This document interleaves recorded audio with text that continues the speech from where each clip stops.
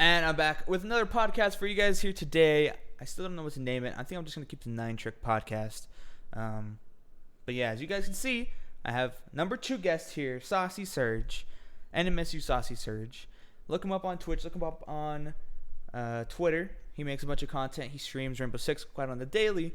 And the reason I know him, or where I know him from, is because he's our coordinator for the NMSU Rainbow Six team. As you guys know, I made a video on my older channel talking about how I actually got in, and it was pretty cool. And he's our coordinator. He was our,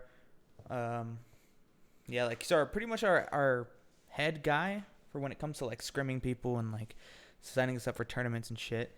Plus, he's like the only person on the team that plays a shit ton of video games, so we're like, fuck it, we'll just play with him. And we ended up becoming pretty good friends, I would say so myself.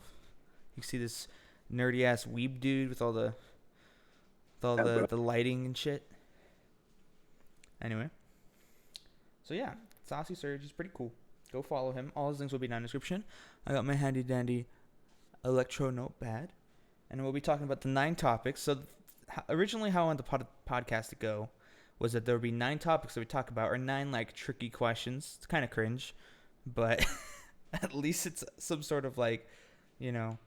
It's not just sit down and talk about random bullshit, kind of like what the last podcast was about. But today we have some structure. So today we're starting off with the first official podcast with the first question that we're going to ask our boy Saucy with the 100T jersey on, black tee. I'm jealous that he has that, by the way. But yeah, what's your favorite video game of all time? It would probably be Rainbow Six. What a fucking nerd. Anyway, why? Why that game? It's so shit. I don't know. I know people say it's shit. It's just like I got into it when I was in college, when like freshman year on Xbox, and now it's just like it's the only thing I enjoy playing. I feel that. I'm kind of the same way. I used to play that game. I still play the fucking game, but I used to play it a shit ton on console. Like, I was that guy, like, out of my friend group. Like, I was the U-stick. I would yell at my fucking teammates. I would be the one to get the 1v5 ace. Like, I'm not even tooting my own horn. There's video evidence. But I was the guy that would make you cry because you sucked at the fucking game. And you've kind of seen it a couple times with some of my other friends that I've played with. But yeah. Alrighty. Second question that we got going on is, what is your past in gaming? So kind of like talk me through from when you started playing, from when you are, or from where you are now. I've always been playing video games since I was little. I had like the Super Nintendo, all those old ones, the Sega. And then mostly throughout middle school, high school, I just played like Madden, MLB, and I didn't get to like multiplayer, like FPS till like Black Ops 3 came out. So like 2016. But yeah. And then I played Rainbow Six with my friend, and since then I've just been playing it. Yeah, Rainbow did come out 2015 for all of you guys that don't know. And it was a completely different game than it was back then it is now. So, plus it's like just a completely different shooter compared to, Call of Duty, CSGO, Watch. Overwatch. Yeah, and it really takes a lot of time to learn the fucking game because it's so, it has a niche audience. Like, you really have to want to be good at the game in order to play the game enough to where you're having fun. If you're just bought the game $7 on Steam or Ubisoft, whatever you decide to buy it on, and you jump right in, you're gonna get shit on over and over and over again, at least for 20 hours straight. Like, you really have to hone in on your sensitivity. You literally have to have like the perfect peripherals. You have to have a high refresh rate monitor. You have to have a light yet precise mouse. You have to have a mouse pad that deserves some space for whatever kind of aimer you are. Keyboard binds, everything. Like, I know it didn't. I must have taken you a long time to figure it out, right? Probably. Yeah. Yeah, that's one of the things about Rainbow Six, and that's one of the things I like about it. It's one of the things I hate about it too. But yeah. So after 2016, you just got into Rainbow and pretty much took over your life? Yep, pretty much. I Yeah. played a couple Fortnite when it came out. It was fun with my friends, just goofing around, shitting on kids. 2018. Yeah, Fortnite was fun for like the first 3 seasons. Alrighty. And obviously, you can see his setup is way better than mine. He has like his whole office. He's got like a whole like couch. He's got a bunch of posters and a bunch of I got the computer casting boxes. couch right there. He's got the casting couch for all the anime girls that he has over. Um, so that brings us to our next topic. What is your favorite brand to buy computer parts from? And it doesn't just have to be one, it can be a couple. As you can see, he Mm, has a Ryzen box over there, a Model O box, and then a keyboard box over there. So what are your preferred like companies to buy parts from when it comes to certain things? And I think I know the answer to this already, but well, when I first built my computer, or when I first got into PC gaming, it was all Corsair. It was like it's a I like nice there still. it's nice company. They make great products. Don't Now I'm sponsor kind us, of leaning Corsair. to Asus. So yeah, Yeah, Asus makes some pretty good stuff. I know he was telling me that he wanted an all Asus ROG PC, and like the it's case like is like three hundred dollars. $300. The fucking power supply is like $200 overpriced because it has some RGB in it. The fucking Exactly. he already has the AIO and then like the motherboards and stuff like that. I like Asus because it's one of those companies where they sell everything. Like if you wanted to Right. go onto the Asus website, you could buy Asus motherboard, graphics card, AIO, case, power supply. Probably not the fucking memory and stuff like that, but you can pretty much buy almost everything from there. And that's one of the things. Like right now, I'm a Corsair guy. My whole computer is gonna be Corsair, or at least a majority Corsair. And I wish that they made some more stuff besides cool colored fans and shit. But Like yeah, a motherboard. yeah, like a cool motherboard. If they were like this, like partner with like someone, I don't know, but they make some cool stuff. I like them. But yeah, Asus I know is pretty good brand. My monitors are Asus. My motherboard is Asus Tough, so I guess it's kind of Asus, and I will be Are getting a they Asus card are your too. motherboards cracked? My motherboards are cracked, just like my boy Justin. Anyway, let's move on to our next question. What is the best competitive game to watch and play? And it doesn't have to be two of the same Um games. And you can't say Rainbow because we already talked about to that shit I game. mean the I mean it was League of Legends for me. I started watching it To back play in it or like to watch it? 2018 to watch it. Oh, okay. It was pretty interesting. But now with Valorant that came out, you could like enjoy watching it and playing it too. Mm. Yeah, definitely. I know a lot of people were like talking about the First Strike event and how it was like Oh yeah, it's really grown high like quality and stuff so like that. much. Yeah, definitely. So you'd say Valorant. Ubisoft should, yeah, Ubisoft should take some notes. Yeah, that's one of the things that I honestly don't like about Rainbow Six right now is that like the game's like 5 years old, almost going on 6 years old now. Being that it came out in 2015, it's already 2021, and we're still playing it like we're playing a 2013 Call of Duty game. There's like the top-down view that every Call of Duty game has, or every FPS game has. There's like obviously the first person. There's no mini map compared to Call of Duty, compared to League of Legends, compared to almost every single esports. There's no fucking mini map on the spectator view, so you have no idea where the fuck people are. And their argument against that is because there can be two people upstairs and two people downstairs. Yeah, you can, that presents a problem, but you could still, have a minimap with the people that are actually on that floor. I just think that would be like the best thing for Rainbow Six right now. But yeah, definitely Valorant's really up there when it comes to like the watching and playing stuff like that. Moving on to more of the shit that you have in the background. As you can see, he's a big Star Wars fan, even though I don't even think he watches that much Star Wars. You just I have only it for watched the the aesthetic. original movies, you know. So he's an OG fan, as you can see, even though he has I a couldn't I uh, couldn't get into the Clone Wars show. he has a Force It just Awakens poster right there, and I bet you haven't even watched that one. no, I watched all nine movies. Okay. Anyway, leading on to our next question is that what is your also you have a Pokemon thing in the back. What is your favorite anime slash manga that you've Uh, enjoyed? I know you're a pretty big weeb. He watches Naruto and likes to tell us that he's all watching Naruto on his Snapchat every single night and every single morning. It's a I Naruto story started arc. the first anime I watched was Naruto. Of course. It was pretty good, you know. Normie. I was just like, damn, what the fuck? Where has this been all my life? And then I just started watching a shitload of different ones, and then My favorite one right now is Black Clover. Black Clover. I've never heard of that one. It's about wizards. It's pretty lit. Awesome. That's cool.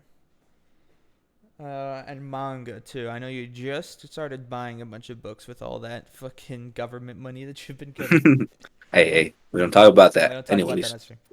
Cut it. yeah, I Cut it. have like I got like 5 different mangas right now because they're expensive. They're like $10 a book. What the fuck? So I think the one I enjoyed most was probably the I would say Boruto or Haikyuu. Thank you. That's the volleyball one. Yeah, I've seen a Yeah, couple on Netflix. Obviously, Netflix only has like 1 or 2 seasons, and like they yeah. always have the Netflix adaptations. Like the one I can think of is like Full Metal Alchemist and Death Note. They have like the movies or the show or whatever. But yeah, I don't have Crunchyroll or Hulu. I want to get those two, or like a I mean, Funimation. you could watch Crunchyroll just with ads. Oh yeah, that's right. I could probably do that. I just don't want to do that. I Anyway, but yeah, I've tried to get into anime and manga. I've tried a little bit. I've done like all the normie animes slash mangas, I guess. Um, I guess the one manga slash comic book that I read the most is probably like The Walking Dead. And I've tried to collect like some of the big books, like because they usually Yeah. have just like the one episode things, and those are like $7 each. But there's like Okay. 130 already, so I try to buy like the big compendiums that kind of like groups them up. But those are expensive. Yeah. Um, the animes I've watched are like what's the one called? Uh, My Hero Academia. Everybody watches that one. That one's probably like the most I haven't like. watched that one. You haven't watched that one? It is pretty normy. I'm not No, gonna lie. I the problem I have with that one is just the fan base, bro. It's like I don't And get the fan base on it sometimes.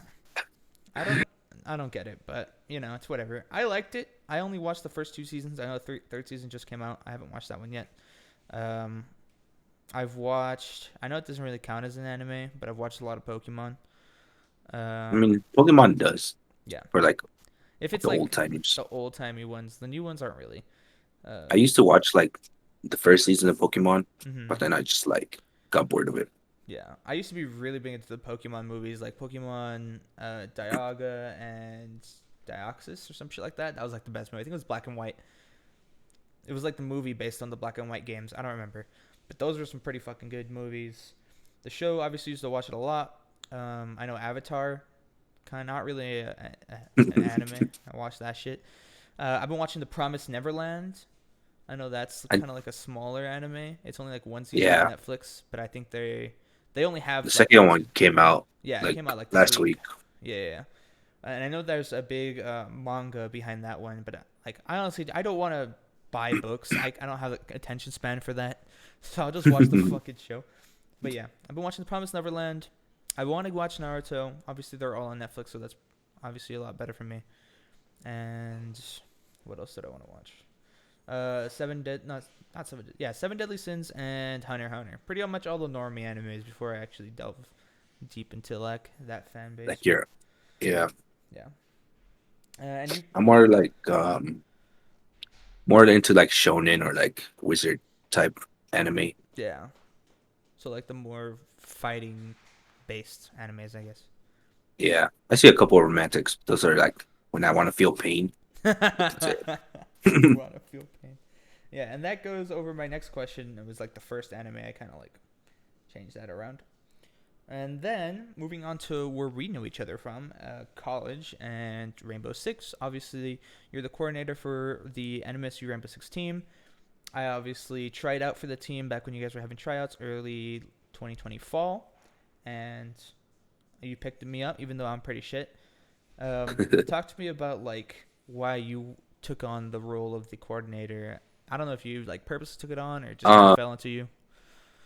so like when I came to an MSU, transferred like 2018 just for the Rainbow Six team, and Really? then I waited like a whole year until I got my PC build, and then by the time I went into the club, the team disbanded because everybody didn't have time.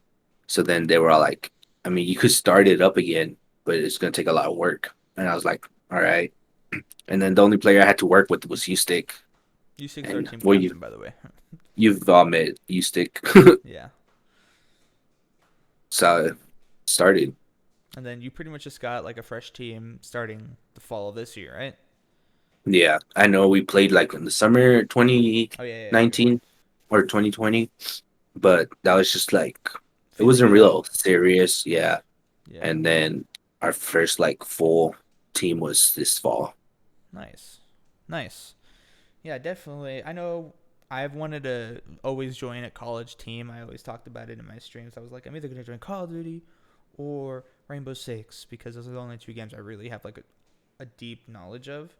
And when I was making my decisions for college, it was actually one of the better reasons why I'm staying and why I chose NMSU because I looked up UTEP. UTEP is UT El Paso, for any of you guys wanting to look it up. It's obviously where I live and where I'm from. And I looked up their esports, and they literally have like a Facebook page, not even a Discord, nothing. And at least when I went over to the NMSU thing, they had a whole Discord. As soon as you see a moving little Discord icon with Nitro, you know it's like somewhat legit. They actually have put money towards their fucking club, you Yeah, know? And I I saw think there they was a bunch of started it 2016, yeah. So there was a shit ton of and people in then there, and it looked structured. So obviously I was more intrigued with that. Quarantine hit and we were all like stuck in the dorms or stuck waiting for school for like a month. So I was like, fuck it, I might as well just try out. Made it to the team. Don't know why, but we made it to the team. we And made yeah, it. we for those of us that don't, or I don't know if I've really talked about it, but on our first season playing as a team on the NMSU COD team, we were 26th overall, right? Yeah, Yeah, and 26th CEA. overall in the Collegiate Esports Association (CEA). I don't know. I don't even know what if that's what it stands for, but it's pretty much one of the leagues that is that More of obviously like the starting league. yeah, it's like a starter league. It's free. We don't obviously didn't pay that much. We don't have that much money into the club to like go and pay $300 to enter a pot league where we're just gonna get shit on anyway. But it wasn't too bad. We all played pretty well. I feel like we got way more easier matches, and then we got shit on once we got like tough matches. Yeah, And um, yeah, I mean it was not that bad for our first season as a team. Um, Going into next season, we have pretty much almost essentially the same core roster of me, Saucy, Yummy, Eustick, and Leon. Hopefully, I can get them on the podcast soon. And then we have the subs were moved around. Hopefully, we can get them on too, and hopefully, we can play better this time around. When it comes to Face It, Face It has also a collegiate league. I know Face It just entered Rainbow Six with like FPL and just the Face It client, accepting Rainbow Six now or adopting Rainbow Six, being that ESL dropped out. We had a Face It mini winter league. We only played like 5 games or something like that, but it was like a yeah, preseason before the main season, and the main season like prize pool is way bigger than like the fall season. So yeah. For the spring, it's like 30 grand. 30 grand or something like that. I don't really remember. I don't know if that was for Rainbow or for Valorant. I don't remember. I always get confused. Um, but yeah, Face It definitely is a really big, um, I guess, league. Being that it's a free league and you don't really have to pay that much. They have CR6, which is a paid in league. You pay like $30 per team, and like the winner gets like, I think it's like maybe $2,500. But for us, for a CEA league, literally we get like 5 keyboards, like Corsair Fucking keyboards, gaming chairs. maybe a gaming chair, and then we get like $1,300, which will probably just end up going towards the club to pay us and to get us into better leagues. But we have to win a league before we can pay to get into better leagues. So We hopefully we also can get need into a we need a coach. yeah. We also need a coach too. Try to if you're watching. Yeah, But yeah, definitely one of the better things about college and about NMSU. I know you went to Sol Ross before you transferred to NMSU, right? yeah. And where is Sol Ross? That's like Central Texas. It's like 3 hours south of El Paso. Oh, that's weird. So like I didn't you know even where think it Van was that Horn far. is. Oh yeah, You just go south of Van Horn, and then it's like a little college you'll town. yeah, it's pretty small. It was pretty nice while I was there. That's cool. Yeah, honestly, I wanted to go to like UTSA. That was my dream school, and we played them actually in CEA, and we can't officially shit talk them. Obviously, we do behind closed doors, But let's just say they liked to play with LMGs, which was very fun to play against. But yeah, I don't think I would have made it onto the CEA or the main rostered fucking UTSA, but maybe I would have been a sub. I didn't know they had it esports, so at least I know that for next time. And yeah, that's pretty much most of our questions. I had the college and R6 question, and then like our season with CE and FACE kind of combined into 2 questions. The last and final question is kind of like a closer question. Who inspires you to create content? Obviously, Saucy makes YouTube videos, TikToks, he streams. He obviously also has competitive on the side, so he's a man of many traits. Who inspires you, whether it's another streamer, another content creator, a pro player? Well, the reason I got into content creating and like streaming was I started watching Courage JD Mm-hmm. before he joined 100T, and then so like I don't know, he kind of just like felt normal. Like I was like, that could be me one day, you It know? was relatable. Yeah. Yeah, I remember Courage was also one of my first like super inspirations to making content in that sort of sense. Me and Red, which is our episode 1 guest, link down in the description, would play a bunch of Infinite Warfare, Call of Duty. Everybody loves that game. Everybody knows that game. Best Call of Duty of all time, no cap. I never played it. Yeah. But it was a lot of people hated it, but it was just like a niche audience that played Call of Duty for that one specific year. And I honestly really, really enjoyed playing 2v2s, and that's what we do, GB 2v2s. And Courage would also do 2v2s, and this is before he joined Optic, before he joined 100T, all of that stuff. And it was pretty fucking fun, like just watching him. I subscribed to him. I think I'm at a year subscribed. I had a year subscribed with him on Twitch, and then I switched credit cards and I lost my year. And that's before like Twitch would like keep your progress. Yeah. Twitch now keeps your progress with your sub. Like you can sub 1 month, not sub the next month, and sub again, and it would be like, oh, here's your 2 month subscription. But back then we Bro, didn't do what that. the So I just lost a year subscription. I had his little icon was a donut. It was a fucking donut. I had the gold donut for 1 year plus, and I'm sad I lost it, but it's whatever. now you have nothing. Yeah, and I also met Courage at a tournament. He was super nice. He took a picture with us and everything, so it was pretty cool. But yeah, he's definitely one of my inspirations as well for when it comes to content creation. He's obviously like super down to earth. I mean, now he's obviously a super big streamer, playing with Ninja, playing with all these Among Us people. You know, he's more of a celebrity than he was back then. But I definitely still think he's one of the better content creators on Twitch/YouTube. I think he's on YouTube. Yeah, YouTube. But yeah, that's pretty much it. Thank you, Saucy. I appreciate you for stopping by. He's one of the better friends that I've made over 2020 and hopefully into 2021. Hopefully we can get him again on the podcast sometime soon, maybe when the season ends and we can talk about it. And yeah, thank you guys so much for watching. Links down in the description for all of SaucySurge's social medias, TikTok, Twitter, Twitch, YouTube will be down there, as well as the previous podcast episode link and my social medias as well. Thank you guys so much, and I'll catch you guys next one. Peace. You're supposed to say peace. Peace out. Okay.